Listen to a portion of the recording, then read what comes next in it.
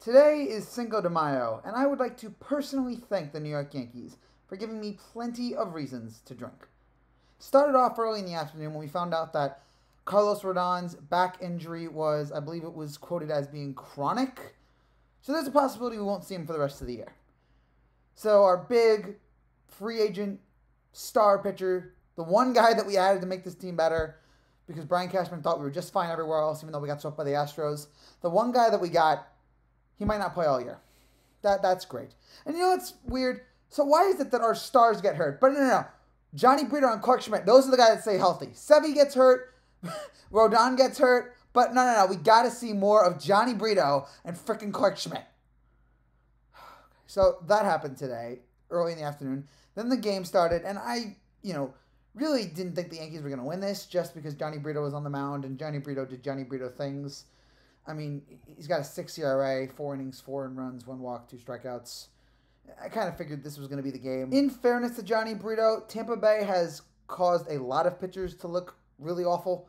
That's just the way they are. They are an incredible team. They do everything that we don't do. They hit hard, run hard. They do everything well. They get hits at runners in scoring position. They pitch well. They do everything. They hit home runs at runners in scoring position. Everything. They get contact on the ball. They are a juggernaut. They are everything that we aspire to be. They are everything that we thought we'd be in like 2018 or 2019. And they're also healthy. So, throw that into consideration, I guess. But yeah, the game did not start off well. Randy Arozarena with a home run in the bottom of the first. Then we had an RBI on a double play by Siri that was sacrificed. And that really happened because it was a walk by Paradas and then Walls with a single. Third inning, we saw Wandy Diaz hit a home run into center.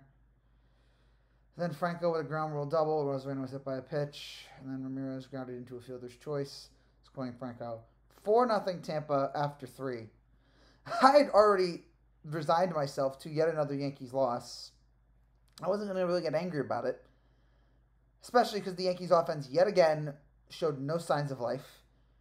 Nothing in the first 3 innings. They got something going in the fourth when LeMahieu hit a single, Calhoun walked, but Bader immediately lined out to right.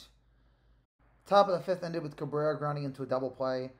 That's all this team does. Either they ground into double plays or they pop up. It's almost 90% of the Yankees at bats, it seems like. So it looked like it was going to be another one of those games for the Yankees. But then they teased us for some reason in the top half of the sixth. Started with Anthony Rizzo singling into right. And then Gleyber Torres with an RBI double into left center field. That scored Anthony Rizzo. Yankees got on the board. 4-1. Let's go. LeMahieu walks. Chinos comes out. They put in Clevenger. And then, what a time for Harrison Bader to make his Yankee return. I know that he's been back for a while now, but this really felt like the first time that we saw Harrison Bader, the guy that we fell in love with last October. A 3-run home run into left center, his first bomb of the year, and the Yankees tied the game up at 4. And what I loved about it, you saw the reaction shots. First of all, I love that Bader hit the home run and immediately was like pointing to the dugout like, yeah, I did that. The dugout erupted, which is rare. The dugout is usually, it's like attending a funeral. They are just so dead inside. So it was great seeing the team like show a little life. So rare out of this team. And then we saw, in the top half of the seventh, we saw Volpe stealing second. Ball got away. He went to third. And then Anthony Rizzo struck out immediately after that. But we're like, all right, we tied the game, though. We still got all the momentum on our side. And then the bottom half of the seventh. Diaz at first, 1 out. Wander Franco hits one into left. And then Jake Bauer with a play that will define the 2023 Yankees. When the 2023 Yankee season ends, I want this play to be shown at the funeral.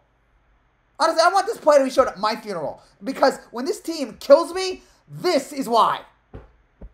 Bauers bobbles the ball, boots it all the way to the wall in a play that even Aaron Hicks would scoff at. Volpe almost makes a great throw to get Diaz out. One problem, Jose Trevino never tagged him. They originally ruled it out. They overturned it safe. Rays take a 5-4 lead, and I have the booze in hand. And then what made me a full-blown alcoholic, top of the 8th. LeMahieu singles, Higashioka doubles, runners on third and second with 1 out. Bader pops up, IKF strikes out. Didn't I tell you? That's all this team does. Pop out or strike out every damn time. And so the Yankees lose this one here today. 17-16 on the year. They are God knows how many games out in the American League East. 10. 10. It's May 5th, and we are 10 games out in the American League East. But don't worry, folks. Brian Cashman ensures us. This is a championship caliber team. A championship caliber operation. I don't know what to say anymore. This is so... Wow. Wow, this is so bad. It's so awful right now. And this loss wasn't even that bad. We got hits. Top half of the lineup got hits today. We scored runs. We hit with runners in scoring position. The bullpen came through. They were able to overcompensate for how bad Brito was. God, why wasn't Michael King there the whole 7th inning? We could have avoided all of that. Why isn't Michael King out there more? I really don't know what else to do. I wish I could just sit out. We have a nice backyard here. You may have seen it in previous videos. I want to just sit out in the backyard and just spend the rest of the year just watching the sunset every night. I want to spend the rest of the summer just watching the sunset every night in our beautiful backyard. That's what I want to do, and not watch this team every night. I don't want to watch this anymore. The season, they're 10 games out in the AL East. They're not making that up. It's so infuriating. It's so frustrating. I hate the way this team is run right now. I hate all the injuries. I hate this manager. I hate this general manager. It just seems like there's no end in sight. And every day there's more bad news. Every day another guy's getting Tommy John. Every day another guy's getting hurt. I'm convinced like the medical staff is like sabotaging this team. They're betting against this team. That explains all these injuries. It's the only explanation. How can a medical staff be this incompetent? It's so frustrating. Well, that's 33 games down. 129 to go, folks.